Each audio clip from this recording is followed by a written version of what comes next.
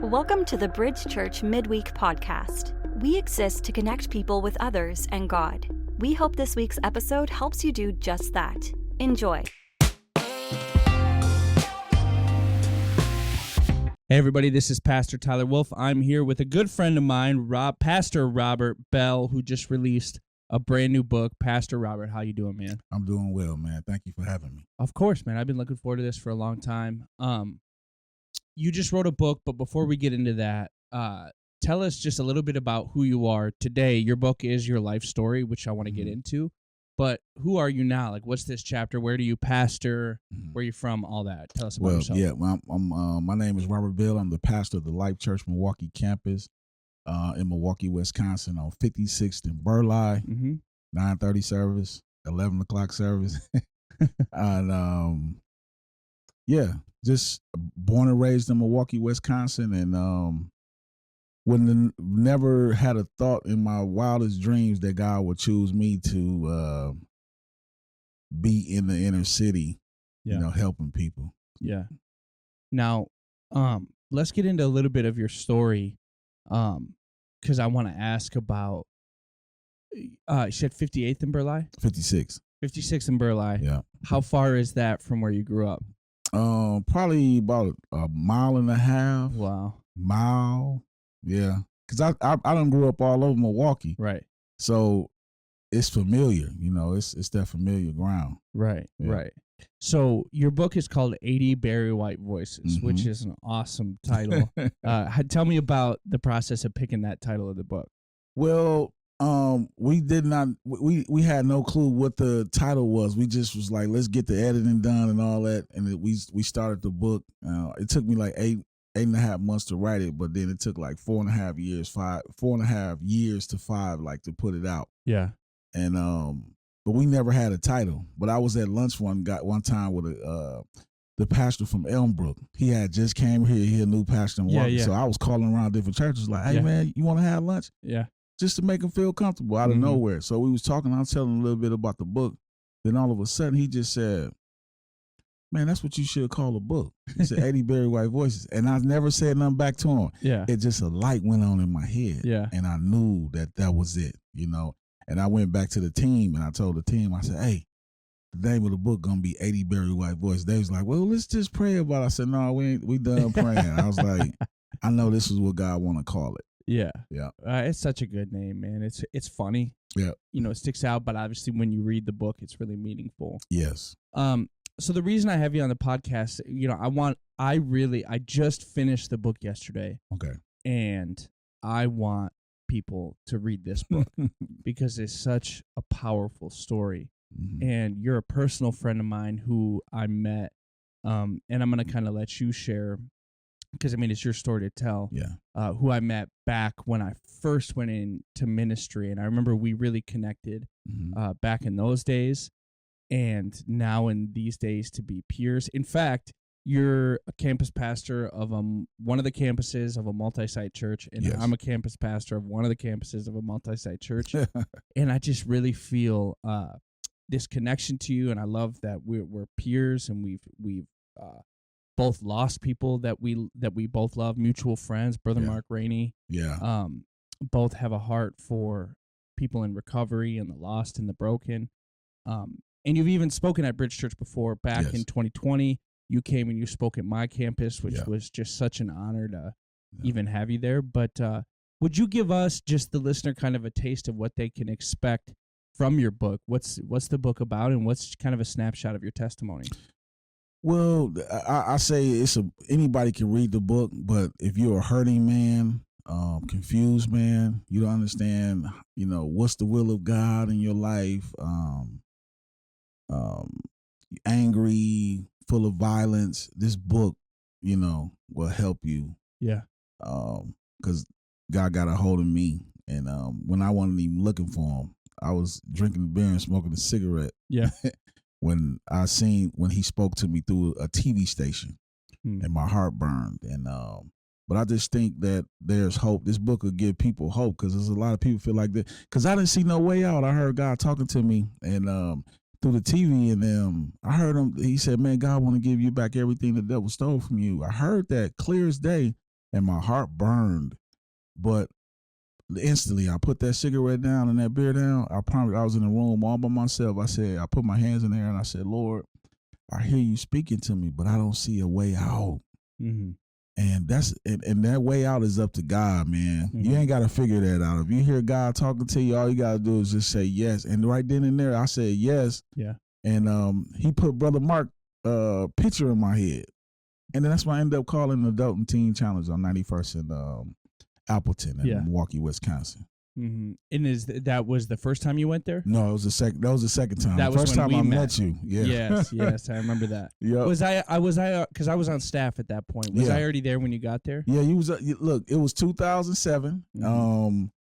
And I came in, and I'm like, man, this dude way younger than me, man. Yeah. I was like, but I respected you. I had a lot of respect for you because you were firm but gentle, and it was like the guys didn't really. You always had this attitude, like it's like we got to get this thing together, and but God gave you the wisdom to see that I was broken, and that I never met my real father. Mm-hmm. So that's how that happened, man. Yeah, that's how that happened. No, it wasn't 2007. It was 2012. Yeah, it had to be because I was still an addict in 2007.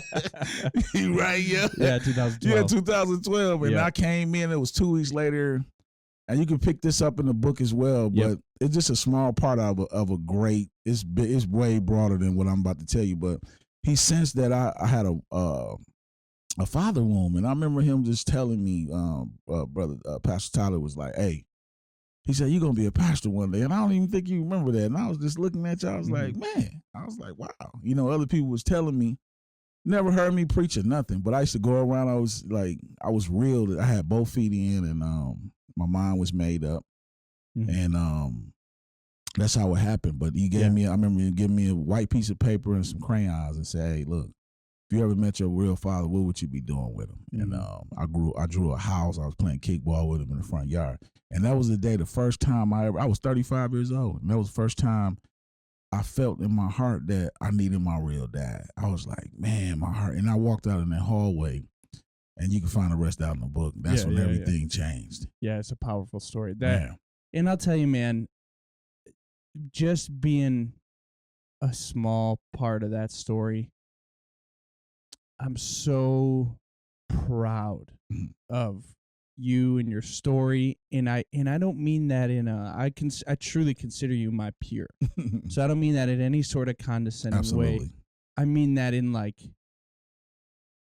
I don't know how to describe it. I just honored is probably the way to describe it. Right. But you're right. That is one little story in the midst of you share some incredible stories of God rescuing you time and time again, because you should be dead or you should be in prison. You know what I mean? And I'm right there with you.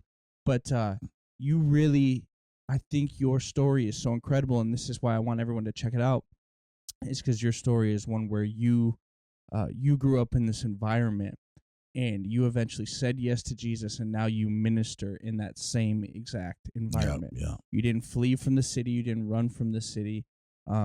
And I think sometimes it's normal to take a break from the place where you lived out your dirt, you know? Yeah. Not everybody has to, but sometimes that can be healthy. Right. And so I don't know what that process was like for you, but I just think it's cool that you returned there and you live there and you minister there. You're a part of a great church called Life Church, serving with Pastor Aaron Cole. Yeah, great leader.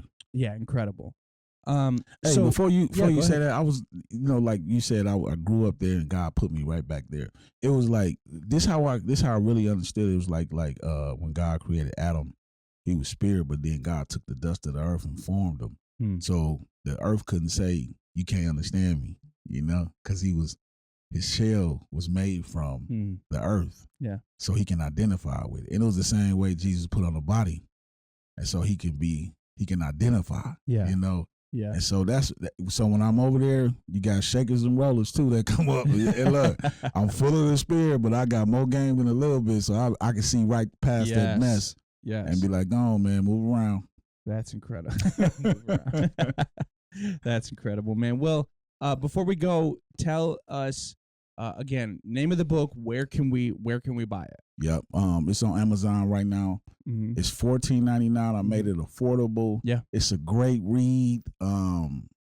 Like Pastor Tyler tell you, like I wrote it in chapters, and they short, sweet chapters, because the whole objective behind it was to help people who didn't like to read. Yeah. You know, to make it so when you get the book, you're gonna be like, oh, because it start off like watching a 007 movie. Right. It grips you right in. So you'd be like, man, I gotta get to the next chapter. Yeah. Well, to put it in perspective for anybody, I only do audiobooks. I'm exclusive audiobooks. I only listen to books. So then when I bought a hard copy of your book, I haven't finished. I almost never read hard copies. Right. I finished that thing quick. And what I did was I treated it like a devotional. And what Pastor Rob didn't mention is that each chapter is named after a person, which I think is so cool because that reflects our life. I mean, rarely do any stories in our life that are worth telling involve no one else. Right. So there's always somebody that we're speaking to, or somebody speaking to us, or we're dealing with or fighting with, that create these stories worth telling. And your stories worth telling, and your stories worth listening to. So I want to encourage anybody that listens to this to go buy 80 Very White Voices by Robert Dean Bell. It's on Amazon. And, you know, my oldest son is 7. My youngest son is 3. They're a little bit away from reading this book. But I really do look forward to showing them this story. And here's why. Sheltering our children is smart when done right and with intention, but exposing our children to some of the things that are a reality of the world is also smart, you know. And, you know, my son, I'm excited to, not only because I'm so proud of your story to show him this book, when he's old enough to wrap his mind around some of these things.